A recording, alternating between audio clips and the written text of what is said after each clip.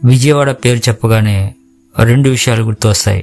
ఒకటి ప్రకాశం బ్యారేజ్ అయితే రెండవది గుణదల మేరీమాత టెంపుల్. విజయవాడలో ప్రతి సంవత్సరం ఫిబ్రవరి 9, 10, 11 తేదీల్లో ఈ మేరీమాత ఉత్సవాలు జరుగుతాయి.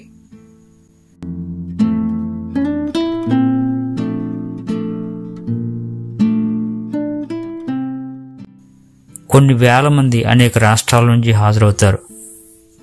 ఇది క్రైస్తవులకు సంబంధించిందిగా అనేక మంది క్రైస్తవేతరులు అనుకుంటారు, కానీ నిజానికి ఉత్సవాల్లో ఏ ఒక్కరు క్రైస్తవులు కానబడరు.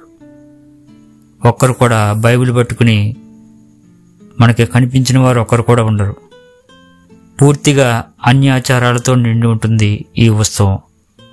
చాలామంది వారు మొక్కులు తీర్చుకోవటానికి ఇక్కడికి వస్తారు. అసలు ఈ ఉత్సవాలు ఎలా ఏర్పడ్డాయో క్లుప్తంగా చూద్దాం. ఈ ఉత్సవాలకు చిన్న కథ ప్రాచుర్యంలో ఉంది. ఫ్రాన్స్ దేశంలో లార్డ్ నగరంలో ఒక కొండ దిగువకు వంట చెరుకు ఏరుకోవడానికి బెర్నాడేట్ అనే బాలిక వెళ్ళగా అక్కడే మేరీమాత స్త్రీ రూపంలో దర్శనమిచ్చిందని, అది 1924 ఫిబ్రవరి 11 తేదీ కావడంతో ఆ రోజు ఉత్సవాలు ప్రారంభించారని చెబుతారు. ఒక్కరోజు పెట్టినప్పుడు జనం విపరీతంగా రావడంతో దానిని 3 రోజులకు పొడిగించారని చెప్తారు.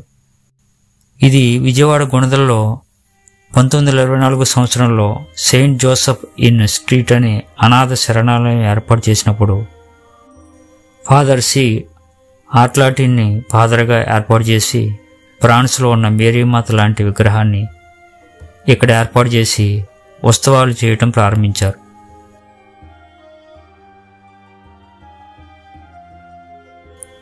ఫ్రాన్స్ దేశంలో లార్డ్ నగరంలో దర్శనం ఇచ్చిందని మాత ఉత్సవాలని కూడా వీటిని పిలుస్తారు. అయితే వీటిలో క్రైస్తవులు పాల్గొవచ్చా అంటే, నిజమైన క్రైస్తవుడు తనను నడవటానికి పాటించడానికి దేవుడు పరిశుద్ధ గ్రంథమైన బైబిల్ని ఇచ్చాడు. అందులో లేనిది ఏది పాటించినా అది పాపంగానే పరిగణించబడుతుంది. బైబిల్ గ్రంథంలో ఇలాంటి విగ్రహ సంబంధమైన ఉత్సవాలు, ఊరేగింపులు చేయాలని ఎక్కడా లేదు. మరియమ్మకు బైబిల్లో ఉన్నత స్థానం ఉంది, కానీ పూజలు అందుకునే స్థానం మాత్రం లేదు.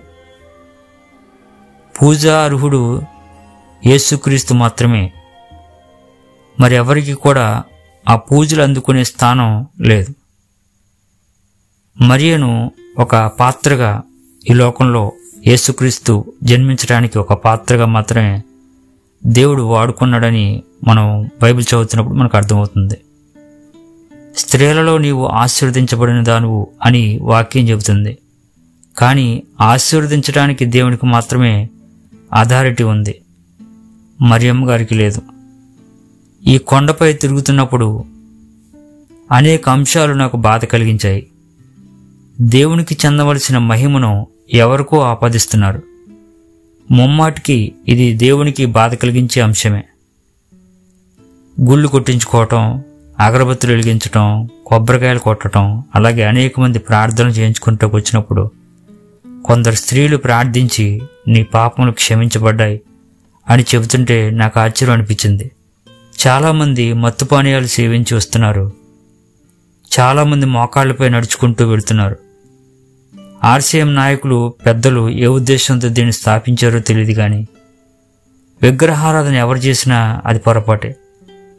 మరియమ్మ తల్లి విగ్రహమైనా, శిలువకు మొక్కటమైనా, లేదా సెయింట్ పౌల్ గారి లాంటి అనేకమైన విగ్రహాలకు మొక్కటమైనా, ఏదైనా అది విగ్రహారాధనే ముమ్మాటికి.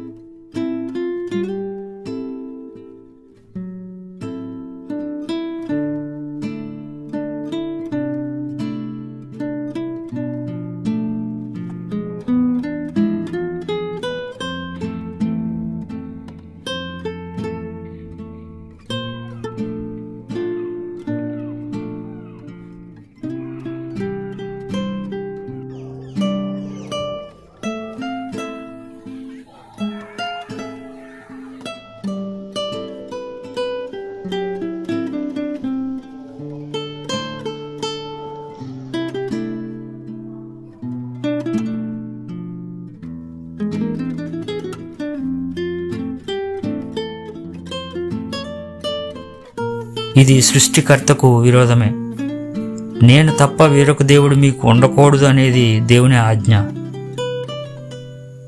అది ఎవరు మీరినా పొరపాటే.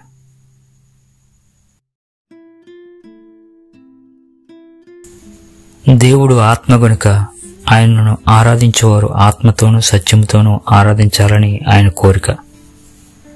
కానీ ప్రస్తుతం ఇక్కడ జరుగుతున్నది ఏంటి?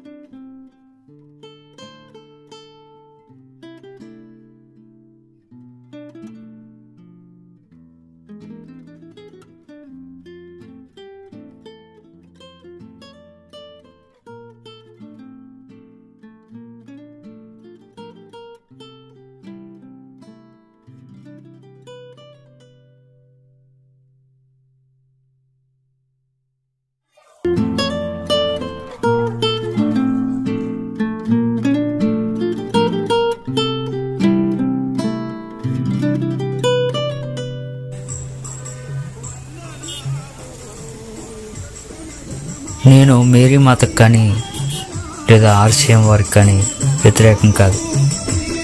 కానీ ఇది మాత్రం క్రైస్తవం కానే కాదు.